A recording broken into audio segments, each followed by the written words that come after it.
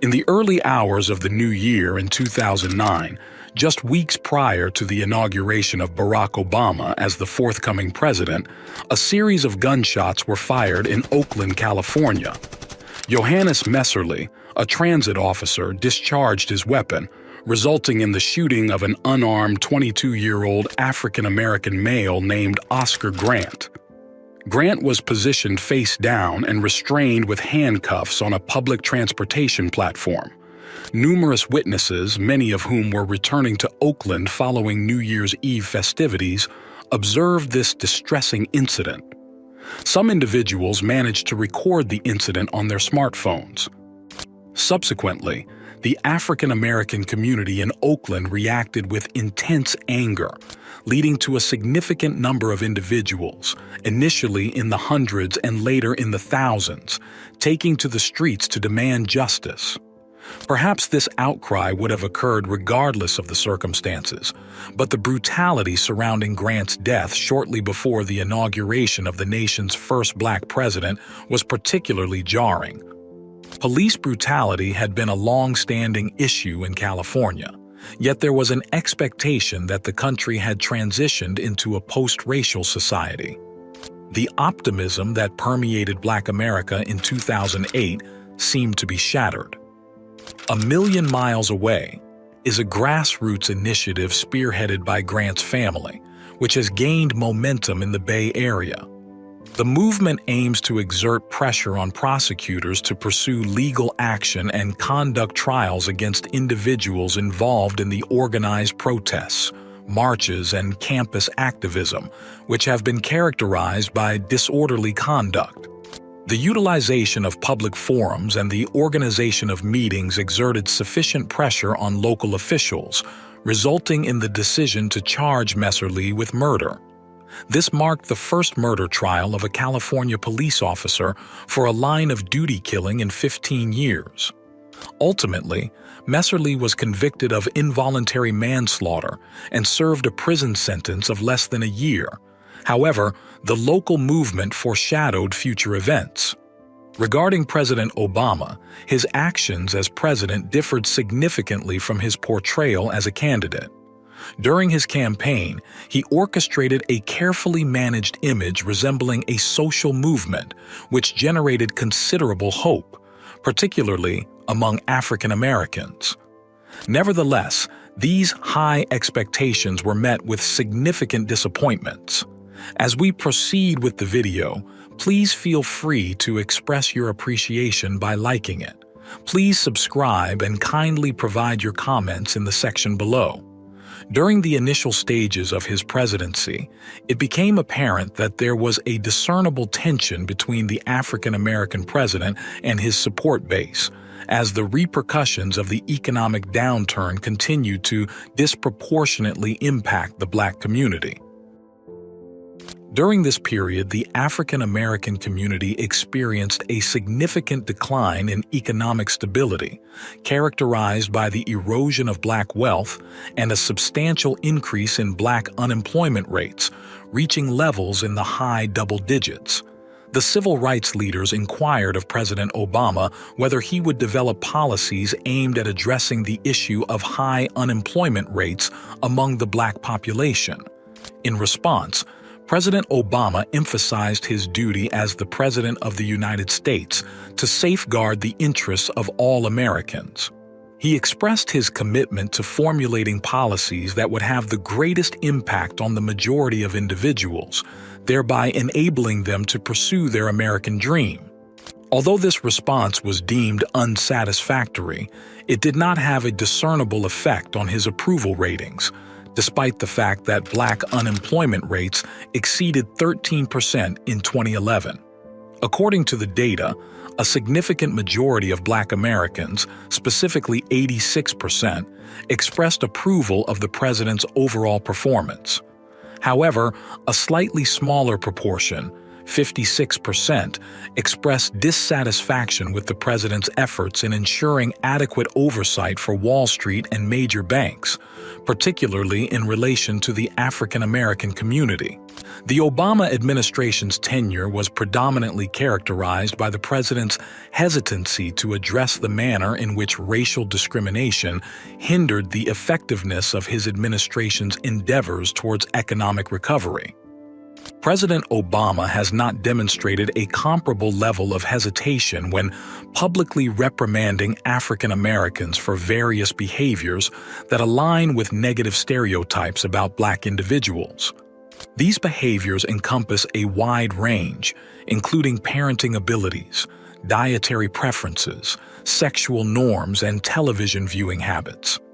There exists a certain lack of authenticity in the act of emphasizing the plight of impoverished and working-class African American individuals, while neglecting to engage in discourse regarding the manner in which the criminal justice system has resulted in the absence of Black parents from their children's lives.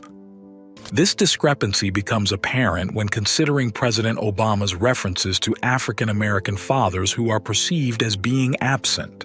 The author fails to address the discrepancy in arrests and sentencing, which is the underlying cause of the disproportionate representation of African American males who are reported missing. Limited media discourse surrounding Obama's presidential campaign touched upon the imperative need to address the excessive and disproportionate targeting of individuals from the African American community by the nation's criminal justice system.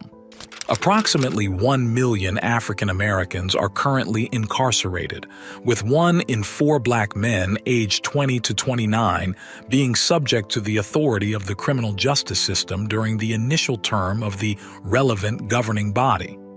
President Obama did not prioritize addressing the increasingly pressing matters concerning law enforcement and imprisonment, despite the revelations presented in Michelle Alexander's book, The New Jim Crow, which detailed the detrimental impact of mass incarceration and corruption within the legal system on African American families.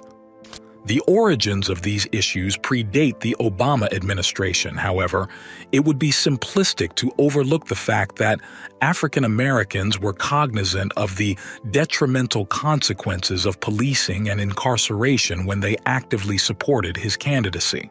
Nevertheless, his failure to adequately acknowledge and tackle the repercussions of systemic inequality gradually diminished the faith of younger African Americans in the potential for his presidency to bring about significant change.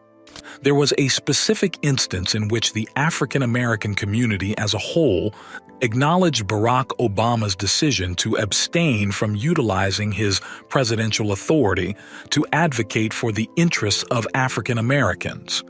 Troy Davis, an African American individual, was incarcerated on death row in the state of Georgia.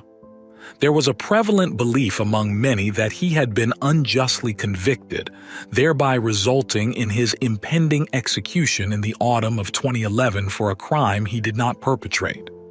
Davis's cries of innocence were not a voice in the wilderness for years. He and his sister Martina Davis Correa had joined with anti-death penalty activists to fight for his life and exoneration.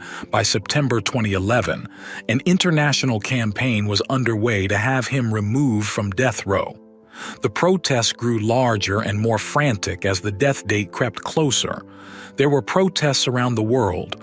Support from global dignitaries rolled in as the international movement to stop Davis's execution took shape. The European Union and the governments of France and Germany implored the United States to halt his execution, as did Amnesty International and the former FBI Director William Sessions, a Democrat in the Georgia Senate. Vincent Fort called on those charged with carrying out the execution to refuse to do it. We call on the members of the injection team. Strike do not follow your orders. Do not start the flow of the lethal injection chemicals. If you refuse to participate, you make it that much harder for this immoral execution to be carried out as Davis's execution. On the evening of September 20th, individuals from various parts of the world gathered in anticipation for an action or statement from President Obama.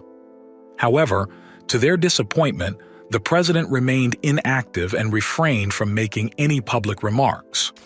Instead, he delegated the task to his press secretary, Jay Carney, who delivered a statement on his behalf. This statement acknowledged that it would be inappropriate for the president to interfere in a prosecution led by a state government. This incident marked a significant moment for Generation O, as it brought about a realization of the limitations of Black presidential power and a newfound understanding of the importance of states' rights.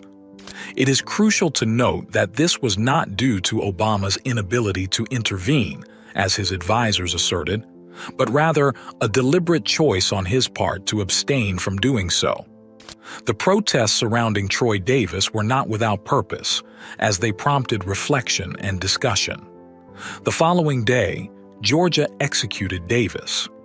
Amnesty International and the campaign aimed at abolishing the death penalty jointly organized a day of collective expression to voice their discontent. Over 1,000 individuals actively participated in a peaceful march, ultimately converging at a modest encampment situated on Wall Street, self-identified as Occupy Wall Street. Another foreign policy issue where Obama disappointed many was the 2011 NATO intervention in Libya. As protests against dictator Muammar Gaddafi erupted into civil war, Obama joined British and French leaders in pushing for a NATO-led military intervention to support the rebels.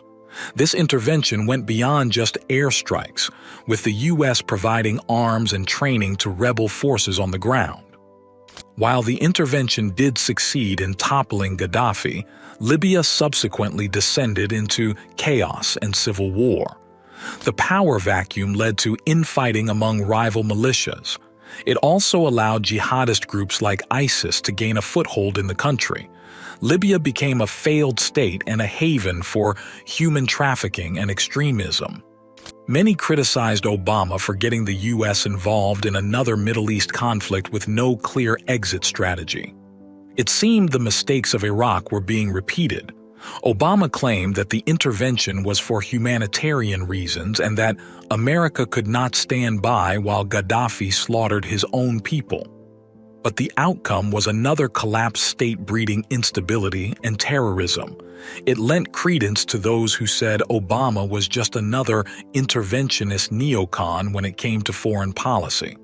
Not only did the intervention in Libya lead to destabilization, but there was criticism of Obama's handling of the operation itself.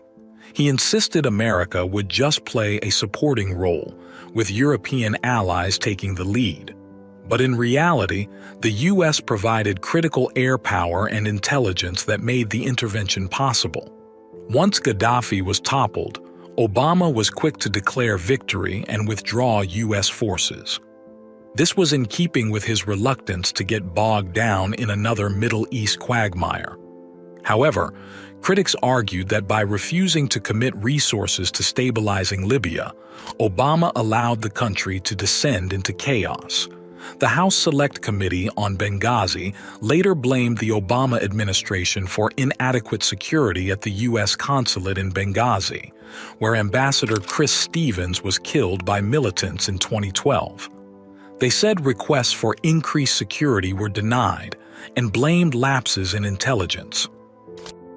Overall, Libya stands out as an example of the unintended consequences of U.S. intervention and Obama's struggle to balance humanitarian interests with strategic restraint. It also fueled the perception that Obama was weak and indecisive when it came to foreign crises, allowing allies like France to take the lead. Libya remains a failed state and source of instability years after Gaddafi's downfall. Thank you for watching. Subscribe to the channel for more compelling melanin-rich content. Peace.